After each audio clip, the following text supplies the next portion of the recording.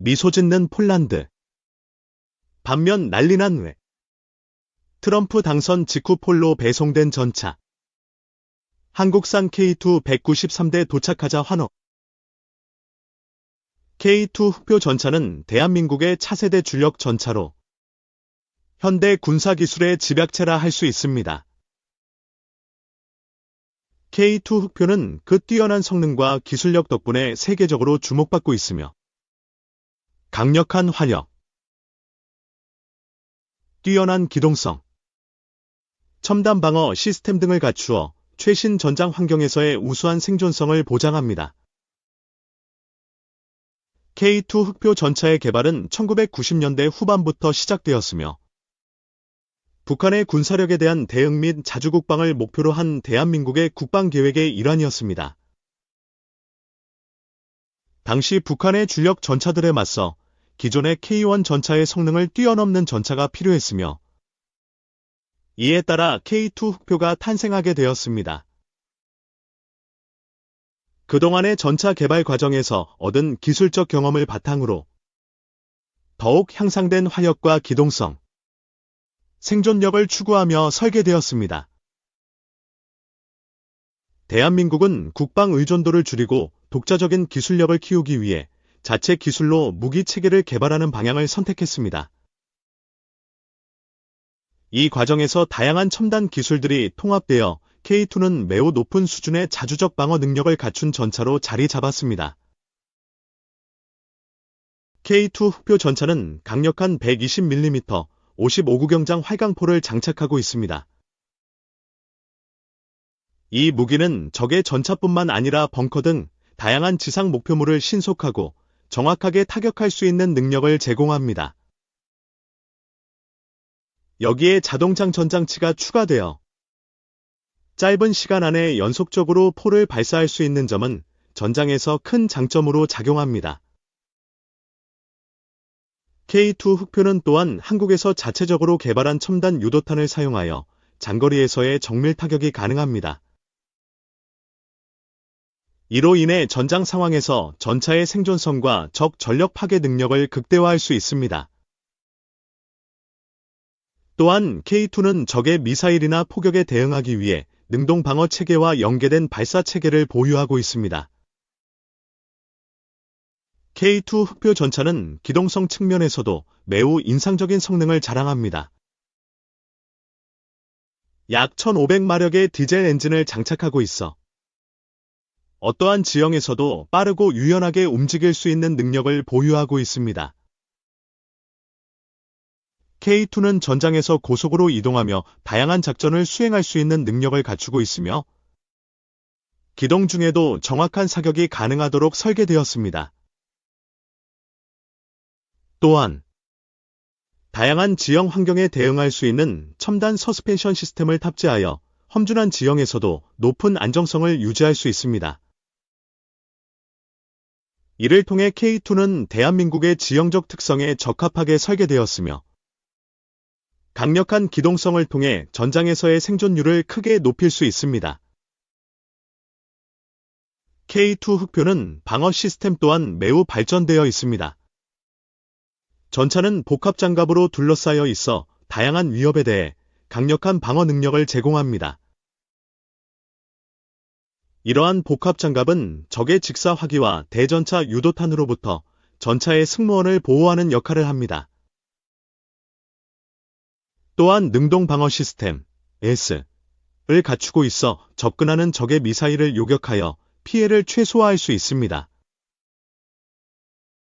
K2 전차는 전자 광학 및 열 영상 장치를 통해 야간 및 악천 후에서도 효과적인 작전 수행이 가능합니다. 이러한 다양한 방어 시스템의 도입은 전장의 변화에 신속하게 대응할 수 있는 능력을 갖추게 함으로써 K2의 생존 능력을 극대화합니다. K2 흑표는 자동화된 기능이 매우 많이 적용된 전차로 평가됩니다. 전차 내부에는 자동장 전장치가 탑재되어 있어 인력의 피로도를 줄이고 빠른 속도로 포를 장전할 수 있습니다. 또한 전차의 사격 통제 시스템은 최신 기술로 구성되어 있어 전차병들이 빠르고 정확하게 목표물을 타격할 수 있게 도와줍니다. 여기에 더해 레이저 거리 측정기와 열상 장비를 통해 목표를 명확하게 식별하고 추적하는 것이 가능합니다. 이 모든 첨단 기술들이 결합됨으로써 K2 흑표 전차는 전장에서 보다 높은 효율성을 발휘할 수 있는 능력을 지니게 됩니다. K2 흑표 전차는 한국 내에서만 사용되는 것이 아니라 해외에서도 많은 관심을 받고 있습니다. 특히 최근 몇 년 동안 폴란드를 비롯한 여러 국가에서 K2 흑표 전차의 도입을 검토하거나 계약을 체결하면서 한국의 방산 기술력이 국제적으로 인정받고 있습니다. 이는 K2 전차가 가진 성능과 기술력이 세계적으로도 경쟁력을 가지고 있음을 증명합니다. 특히 K2는 북유럽과 중동 등 다양한 지리적 특성을 가진 지역에서도 작전을 수행할 수 있도록 설계되었기 때문에 수출 시장에서 높은 잠재력을 지니고 있습니다. 이러한 수출 계약들은 한국 방위 산업에 긍정적인 영향을 미치며 국내 경제에도 큰 도움을 줄 것으로 예상됩니다. K2 흑표 전차는 현재의 성능에 만족하지 않고 지속적인 발전을 계획하고 있습니다. 전 세계적으로 무기 체계가 빠르게 발전하고 있는 만큼 K2 또한 이러한 흐름에 맞춰 성능 개량을 진행하고 있습니다. 특히 전차의 정보통신 체계를 현대화하여 다른 전력과의 연계성을 강화하고 인공지능 기술을 접목해 전장의 다양한 상황에 보다 유연하게 대처할 수 있도록 발전시킬 계획입니다. 이와 같은 발전은 K2 흑표 전차가 오랜 시간 동안 대한민국의 주력 전차로서의 역할을 수행하는 데 중요한 요소가 될 것입니다. 또한 K2 전차의 성능 개량은 향후 수출 시장에서도 경쟁력을 높이는 데 크게 기여할 것입니다. K2 흑표 전차는 그 성능과 기술력으로 대한민국 방위의 중추적인 역할을 수행하고 있으며 지속적인 발전을 통해 미래의 전장에서도 뛰어난 역할을 기대할 수 있는 전차입니다. 이 군북 신형 ICBM 엔진 시험 없이 발사. 러에서 통째로 엔진 받았나? 북한이 지난달 31일 시험 발사한 대륙간탄도미사일 ICBM 화성-19형은 기존 미사일의 개량형이 아닌 신형이며 신규 엔진 시험도 없이 발사했다는 군 평가가 나왔다. 북으로 군사협력이 가속화하는 가운데 러시아의 기술 지원 가능성이 제기된다. 11일 국회 국방위원회 소속 국민의힘 유용원 의원실에 따르면 국방정보본부는 미사일 동체 길이 및 직경 증가, 최대 고도 증가 등을 고려할 때 화성-19형은 화성-18형과 다른 신형 ICBM으로 평가된다고 밝혔다. 그러면서 지난 3월 이후 지금까지 북한에서 추가로 식별된 고체 연료 엔진 시험 정황은 없다고 했다. 북한이 새로운 엔진 시험을 하지 않은 채 신형 ICBM 발사에 나섰다는 것이다.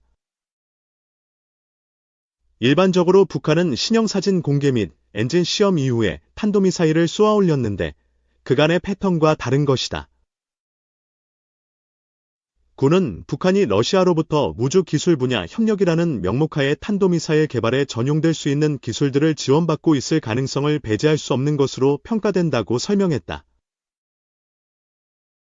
엔진 시험이 없었음에도 개량형이 아닌 신형 미사일을 개발해 바로 발사했다는 것은 러시아의 기술 지원 가능성에 무게가 실린다. 특히 북한이 새로운 엔진 시험조차 없이 신형으로 평가되는 ICBM을 발사하고 7,000km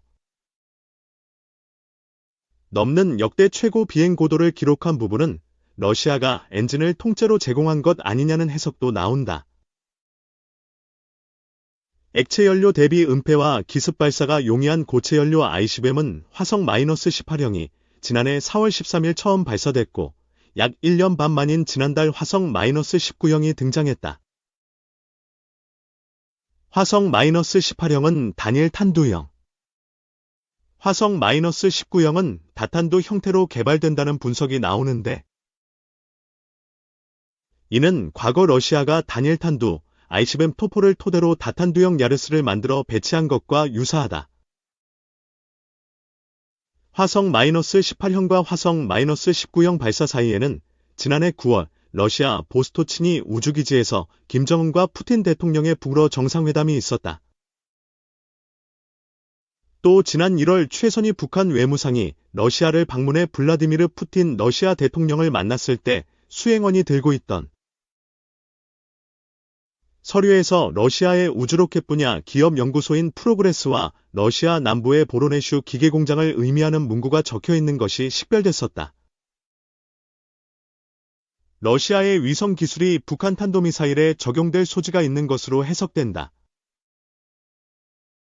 3. 러시아 북한군 5만 명 집결, 며칠 내 러시아 서부서 반격 시작할 듯.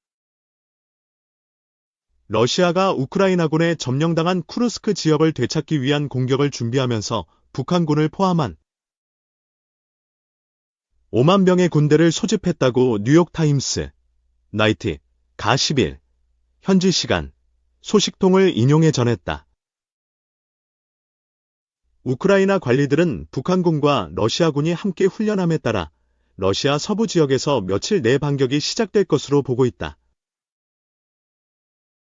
미국의 새로운 평가에 따르면 러시아는 주요 전장 우선순위인 우크라이나 동부에서 군인을 철수시키지 않고도 병력을 대규모로 배치해 동시에 여러 전선을 압박할 수 있다고 결론지었다. 러시아군은 올해 들어 우크라이나가 쿠르스크에서 점령한 영토 일부를 되찾고 있다. 그들은 미사일 공격과 포격으로 우크라이나 진지를 공격하고 있다. 다만 아직 그곳에서 대규모 공격을 시작하지는 않았다고 미국 관리들은 전했다. 현재 북한은 쿠르스크 서쪽 끝에서 러시아군과 함께 훈련하고 있다.